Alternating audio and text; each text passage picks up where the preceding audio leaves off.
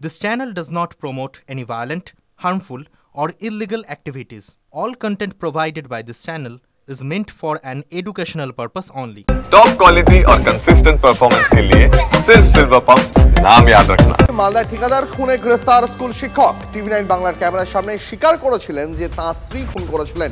তবে পরে পুলিশি তদন্তে উঠে এসেছে ঠিকাদারকে খুনে স্ত্রীকে সাহায্য করেছিলেন স্কুল শিক্ষক। শিক্ষককে আটক করে দফায় দফায় জিজ্ঞাসাবাদ করে জানতে পারে পুলিশ নিহতের শরীরে 3টি অস্ত্রের আঘাতের চিহ্ন পাওয়া গেছে। খুনের ঘটনায় আরও কেউ যুক্ত থাকতে পারে জানিয়েছেন পুলিশ সুপার। অবৈধ সম্পর্ক এবং টাকা পয়সা সংক্রান্ত লেনদেনের বচসার জেরেই খুনের পরিকল্পনা।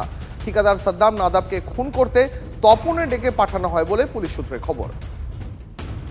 ওনার হাজব্যান্ড কনফেস করেছেন, তারপরে আজকে ওনাকেও অ্যারেস্ট করা হয়েছে। এরপরেও আমরা সার্চ করছি ওখানে যে কাপড় পাওয়া গেছে আর যে ফোন কলস আছে ওটা স্টাডি করে আমরা দেখছি আর কোনো লোক যদি ওর সঙ্গে জড়িত ছিল অথবা নেই। এখন আমরা দুজনকে অ্যারেস্ট করেছি আর অ্যাকর্ডিংলি যে সেকশনস আছে ওটা অ্যাড হয়েছে ওখানে কেসে। এখনও রিকভার হয়নি, ওটা আমরা সার্চ করছি। ওনারা মতলব কন্ট্রাডিক্টরি স্টেটমেন্টস দিচ্ছে, ক্লিয়ার বলছে না কি। গ্রেফতারের পর খুনের কথা স্বীকার করেছিলেন স্কুল শিক্ষকের স্ত্রী। কিভাবে ব্ল্যাকমেল করতো? আমি সুইসাইড করবো, তোমার হাজবেন্ডকে মেরে ফেলবো, তোমার বাচ্চাকে মেরে ফেলবো, এগুলো সবসময় বলতো, ভয় দেখাতো। আপনি কি করেছেন? মেরে দিয়েছেন?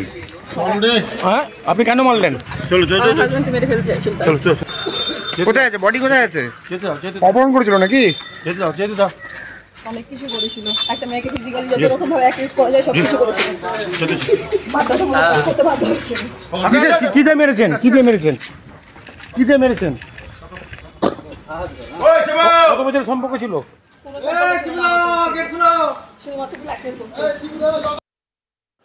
ময়নাগুড়িতে ত্রিকোণ প্রেমের জেরে খুনের অভিযোগ। নিজের বাড়িতেই মাটি খুঁড়ে উদ্ধার গৌতম রায় নামের যুবকের দেহ।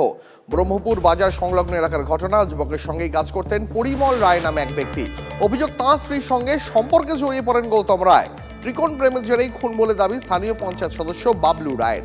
পরিমল রায়ের বাড়িতে পুলিশ তল্লাশি চালায়, তবে পরিমল এবং তার স্ত্রী পলাতক।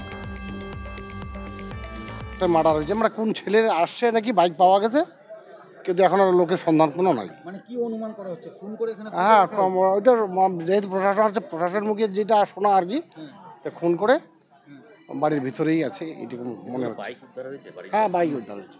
বাড়িতে বাইক হয় নাই, পাশে জঙ্গল আছে, জঙ্গলের মধ্যে হ্যাঁ বাইকটা পাওয়া গেছে।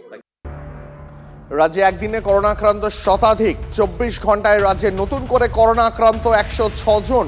বাংলায় মোট করোনা আক্রান্তের সংখ্যা 500 ছাড়িয়ে গেল। দেশে একদিনে করোনা আক্রান্ত 500-র বেশি। দেশ জুড়ে করোনা আক্রান্ত 5000 ছুঁই। আরো বিস্তারিত বিষয়ে কথা বলতে চলে যাবো সৌরভ দত্ত আমাদের সঙ্গে রয়েছেন এই মুহূর্তে।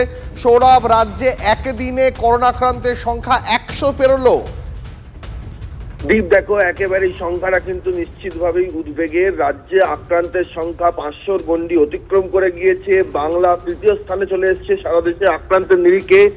দেশে মোট আক্রান্তের সংখ্যা 5000 ছুঁই। মৃত্যুর সংখ্যাও বাড়ছে। এই পরিস্থিতিতে কেন্দ্রের তরফে এবার অ্যাডভাইজারি জারি করা হলো। কি করবেন কি করবেন না সেই সংক্রান্ত অ্যাডভাইজারি জারি করলো কেন্দ্র, এবং সেখানে বলা হচ্ছে যে ভিড় এলাকা, মার্কেট, হসপিটাল, মেডিসিন শপ, সেখানে 1 মিটারের ডিস্টেন্স মেনটেন করার জন্য, পরস্পরের থেকে 1 মিটার ডিস্টেন্স মেনটেন করার জন্য, এবং যখন কোনো সামগ্রী তারা কিনতে যাচ্ছেন সেখানে তাদেরকে ধৈর্য দেখানোর জন্য বলছে, অর্থাৎ যাতে কোনোভাবে হুড়োহুড়ি না করেন, নিজেদের মধ্যে যাতে সেফ ডিস্টেন্স মেনটেন করেন। এবং তারা বলছেন যে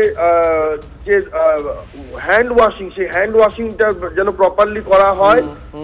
হাত না, অ্যাভয়েড শেকিং হ্যান্ডস, অর্থাৎ করমর্দন, পরস্পরের সঙ্গে হাত মেলানো, সেটাও কিন্তু এবার মানা হলো। এই দফাতেও আবার সে কথা জানিয়ে দেওয়া হলো, ঠিক যেগুলো আমরা প্রথম দফা, দ্বিতীয় দফা, তৃতীয় দফায় দেখেছিলাম। দীপ, অনেক ধন্যবাদ তোমাকে সৌরভ।